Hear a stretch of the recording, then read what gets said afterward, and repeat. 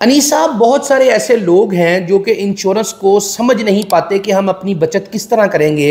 और मैंने एक दिन मुशाहिदा किया कि आप अपने एक प्रोस्पेक्ट को समझा भी रहे थे कि आपको क्या सोचकर इंश्योरेंस पॉलिसी के लिए बचत करनी है जो आपकी मुस्तकबिल का सरमाया बन जाएगी। तो काइंडली इसको ज़रा एक्सप्लेन कर दें। बहुत शुक्रिया याद साहब। फ़र्स्ट ऑफ़ ऑल मैं आपको ये बताता चलूँ कि बचत करना एक मुश्किल काम है। बिलाशुबा इस मुश्किल काम को आसान करने के लिए हम आपको एक लाएअमल तरतीब करके देते हैं जिसमें आप तयशुदा वक्त के लिए बचत करना शुरू हो जाते हैं। और ये बचत जो है किसी ख़ास मकसद के तहत होती है। ठीक है, यानी कि कोई वजह होती है जिसके तहत आप ये पॉलिसी लेते हैं। और पॉलिसी दरअसल नाम ही हिकमत अमली का है, प्लानिंग का है, स्ट्रेटजी का है, लाएअमल का है, मनसूबाबंदी का है, जो कि किसी ख़ास मकसद के तहत की जाती है। उमूमी तौर पे होता यह है कि क्योंकि ये मुश्किल काम है, इसमें हमें अपने आप को मजबूर करना पड़ता है, फोर्सफुली सेविंग करनी पड़ती है। कहा ही जाता है कि बचत होती नहीं है, बचत करनी पड़ती है। बेशक। अब जब बचत करनी पड़ती है तो हमें तमसीलन किसी को कुछ एडवाइस भी करनी पड़ती है।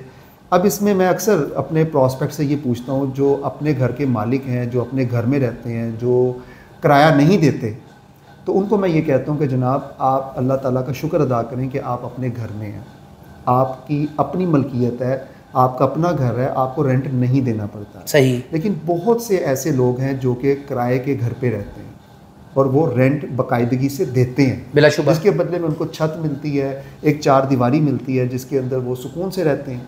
तो आप भी ये समझ लें कि आप भी रेंट देते हैं, लेकिन आप में और उनमें फ़र्क ये है कि उनका रेंट तो हर साल 10% या जो परसेंटेज बढ़ती है वो बढ़ता रहेगा।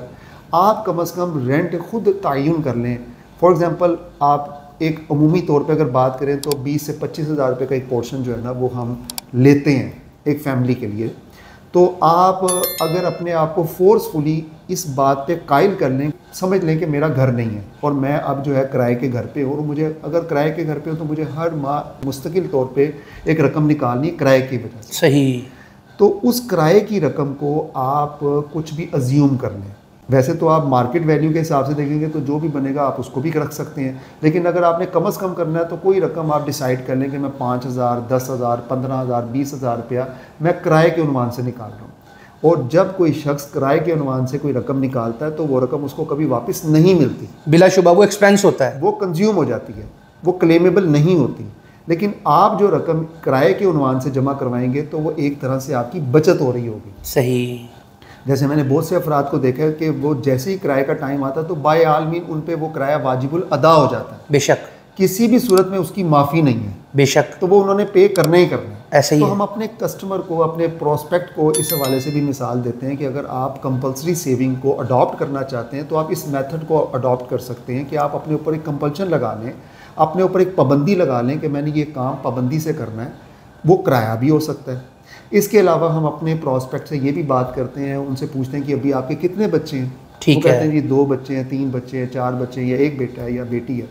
तो उनको हम कहते हैं कि जनाब ये पॉलिसी भी आप एक बेटे या बेटी की तरह अडॉप्ट कर लें। सही। ऑलरेडी अगर आपके 3 बच्चे हैं तो ज़ाहिर बात है बच्चों पे आपने अखराजात करने हैं, उनकी तालीमी अखराजात, उनके इलाज मुआवजा, उनके रहन सहन के कपड़े वगैरह, जो भी आपने उनके अखराजात करने हैं।